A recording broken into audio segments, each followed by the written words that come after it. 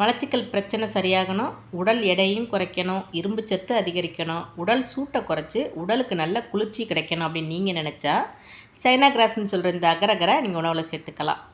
இது வந்து கடல் பாசிலேருந்து தயாரிக்கப்படுற ஒரு இயற்கையான ஆரோக்கிய உணவுங்க. நம்ம இன்றைக்கி வந்து இந்த அகரகரில் எல்லாருக்கும் ரொம்ப பிடிச்ச மாதிரி ஒரு சூப்பரான அகரகர் புட்டிங் எப்படி செய்யலான்னு பார்க்க போகிறோம். இந்த அகரகர் புட்டிங் செய்கிறது வந்து ரொம்ப ஈஸிங்க. அதே மாதிரி செய்கிறதுக்கு வந்து ரொம்ப நேரமாக எடுத்துக்காது. இப்போ நம்ம வீட்டுக்கு திடீர்னு கெஸ்ட்டு வந்தால் கூட 10 நிமிஷத்துக்குள்ள நம்ம டக்குன்னு செஞ்சு அசத்திடலாங்க. இந்த அகரகர் புட்டிங் செய்கிறதுக்காக நான் வந்து இங்கே அகரகரை எடுத்து வச்சுருக்கேன். அகரகரை வந்து எப்படி பயன்படுத்தலாம், இதில் வேறு என்ன ரெசிபி செய்யலாம்னு எல்லா விளக்கமுமே பொதுவாக அந்த பேக்கெட்டோட பின்பக்கத்தில் இருக்கும். நம்ம தேவையாக இருந்தால் அதை பார்த்து கூட தெரிஞ்சுக்கலாம். இப்போ நான் வந்து இந்த அகரகர்லேருந்து பாதி அளவுக்கு, அதாவது சுமார் ஒரு 5 கிராம் அளவுக்கு வந்து எடுத்து தண்ணியில் ஊற வச்சுருக்கேன். இது 5 நிமிஷம் நம்ம ஊற வச்சோம்னாவே தண்ணியில் நல்லா ஊறி புசு புசுன்னு இந்த மாதிரி இருக்குங்க. அதுக்கப்புறம் நம்ம அந்த தண்ணியெல்லாம் நல்லா பிழிஞ்சிட்டு திரும்பவும் 2-3 தடவை தண்ணி ஊற்றி நல்லா கழுவி பிழிஞ்சு எடுத்து வச்சுக்கோங்க. அகரகர் பார்த்திங்கன்னா சில கடைகளில் பவுடர் வடிவத்துலேயும் கிடைக்கும். அந்த மாதிரி வாங்கினீங்கன்னா நீங்கள் தண்ணியில் ஊற வைக்க வேண்டிய அவசியமே இருக்காது. நேரடியாக நம்ம தண்ணியில் சேர்த்தே கரைச்சிக்கலாம். இப்போ ஒரு பாத்திரத்தில் 1.5 கிளாஸ் அளவுக்கு தண்ணி எடுத்துக்கோங்க. தண்ணி வந்து நல்லா சூடானதுக்கப்புறம் நம்ம அந்த பிழிஞ்சு வச்சுருக்க அகரகரை அதில் சேர்த்துக்குங்க. அடுப்பு வந்து மீடியம் ஃப்ளேமில் வச்சு அகரகரை வந்து அந்த தண்ணியில் நல்லா கரைகிற வரைக்கும் நீங்கள் தொடர்ந்து கலந்து விட்டுக்கிட்டே இருக்கணும். இப்போ இது கூட 1/4 கப் ஜீனி சேர்த்துக்குங்க. உங்களுக்கு வந்து இனிப்பு கொஞ்சம் அதிகமாக பிடிக்கும்னா நீங்கள் இன்னும் கொஞ்சம் கூட சேர்த்துக்கலாம்.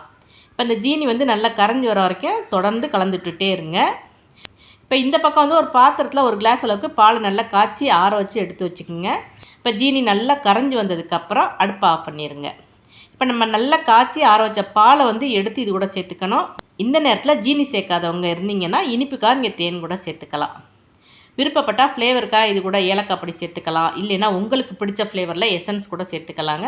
அகரகர் கலவை வந்து சூடு ஆற ஆரம்பிச்சிருச்சுன்னா உடனே கெட்டியாக ஆரம்பிச்சிடும். அதனால நம்ம இந்த கலவையை வந்து சூடு இருக்க நேரத்துலேயே கண்ணாடி ட்ரே அல்லது சின்ன சின்ன கிண்ணங்கள் எதில் வேணாலும் நம்ம ஊற்றி வச்சுக்கலாங்க.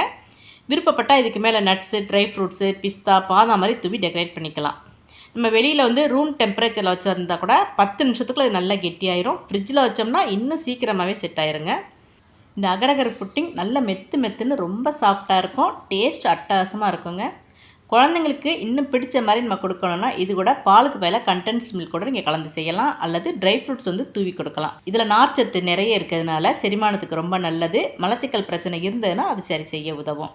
அதே மாதிரி உடல் எடை குறைக்க முயற்சி பண்ணுறவங்க கூட அதை சாப்பிட்டுக்கலாம். வயிறு நிறைவாக இருக்கும். ரொம்ப ஹெல்த்தியான, ரொம்ப ஈஸியான இந்த அகரகர் புட்டிங்கை நீங்களும் வீட்டில் ட்ரை பண்ணி பாருங்கள். எப்படி இருந்துச்சுன்னு மறக்காமல் கமெண்ட்டில் சொல்லுங்கள். இந்த வீடியோ உங்களுக்கு பிடிச்சிருந்தேன்னா உங்கள் ஃப்ரெண்ட்ஸுக்கும் ஃபேமிலிக்கும் ஷேர் பண்ணி விடுங்க. ஈஸியான ஹெல்த்தியான ரெசிபிலாம் பார்க்கணுன்னா மறக்காமல் நம்மளோட ஃபுட்ஸ் ஆஃப் இந்தியா சேனலை சப்ஸ்கிரைப் பண்ணிடுங்க. தேங்க்ஸ் ஃபார் வாட்சிங்.